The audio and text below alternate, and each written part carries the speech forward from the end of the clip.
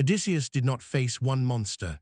He sailed through an entire mythological complaint department where every new island introduced a worse customer service policy. We are ranking his supernatural enemies from unsettling to absolutely horrifying, not by who was strongest, but by what it would feel like to face them yourself. Number 7. Circe's enchanted wolves and lions. Before Odysseus even meets Circe, his men find her stone house surrounded by wild wolves and lions. That should be the moment everyone quietly returns to the ship. Instead, the animals approach like friendly dogs. They wag their tails, gather around the visitors, and act completely tame because Circe has subdued them with magic. They never attack, that is why they rank last. But imagine walking through a silent forest while predators large enough to tear you apart rub against your legs affectionately. You know their behavior is unnatural. You just do not know what the person controlling them plans to do with you. Apparently, the answer is lunch, just not for the lions. Number 6. Circe. Circe is a goddess and enchantress rather than a traditional monster, but she earns a place here through professional dedication. She welcomes Odysseus, men inside, serves them food mixed with drugs, strikes them with her wand, and turns them into pigs. Their bodies change completely, but their human minds remain aware. That detail is the real horror. You are trapped inside an animal body, unable to speak, while the woman who did it throws you into a pen and feeds you acorns. Your transformation package does not include emotional support. Odysseus survives only because Hermes gives him the magical herb moly. Circe's spell fails, Odysseus threatens her with a sword, and she eventually restores the crew. So Circe is terrifying, but she can be negotiated with. Bring divine protection, a weapon, and unusually strong boundaries. Number 5. The Sirens. The Sirens do not chase ships. They do not need to.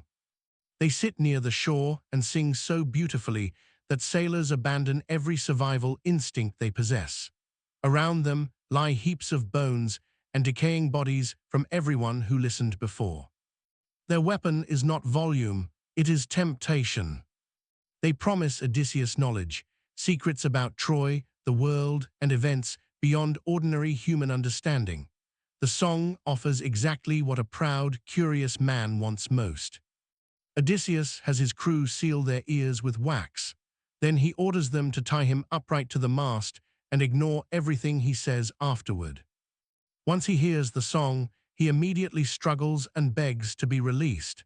His men respond by tightening the ropes. That is excellent teamwork and a concerning workplace culture. The Sirens are horrifying because they do not overpower your body. They make you cooperate with your own destruction. Number 4. Polyphemus.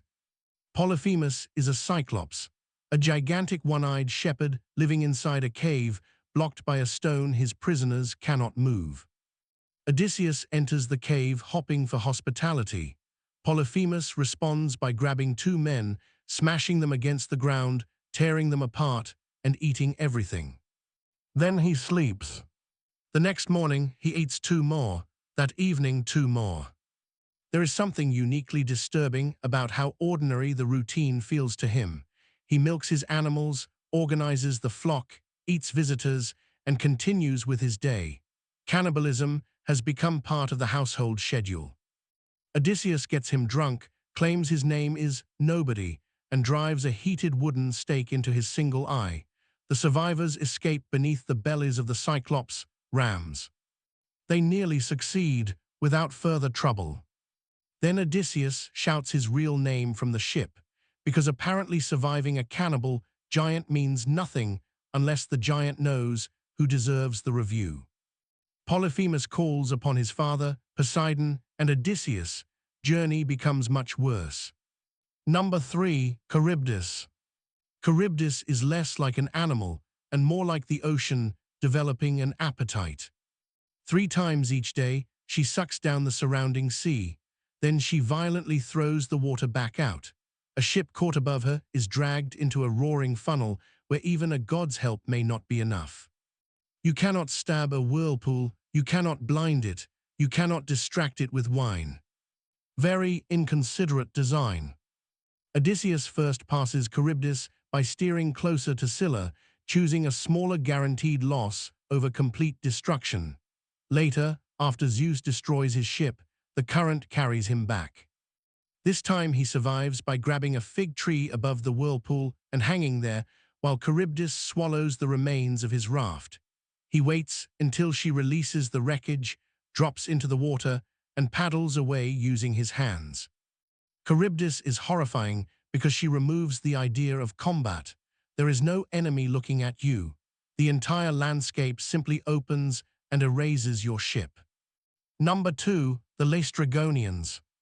The Laestrygonians are a population of giant cannibals, which is already poor tourism branding.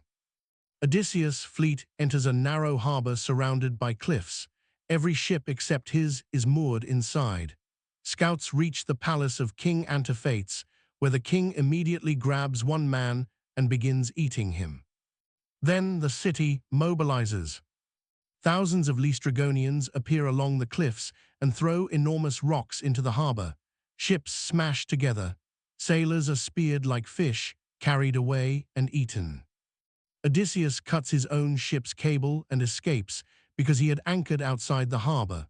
The other ships cannot maneuver through the wreckage and narrow entrance.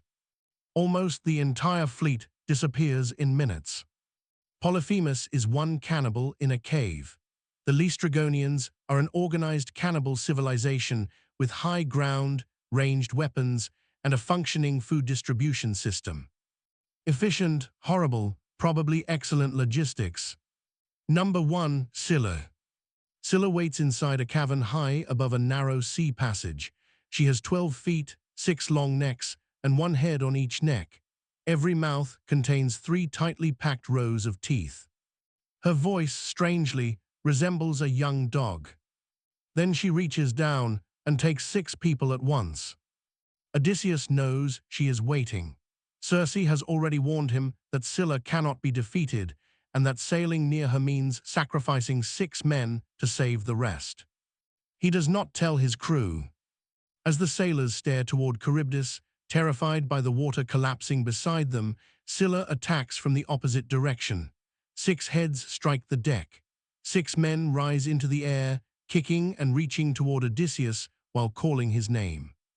He watches them carried to the cave and eaten. That is why Scylla ranks first. The others can be resisted with wax, magic, cleverness, distance, or luck. Scylla turns survival into a decision about who will not survive.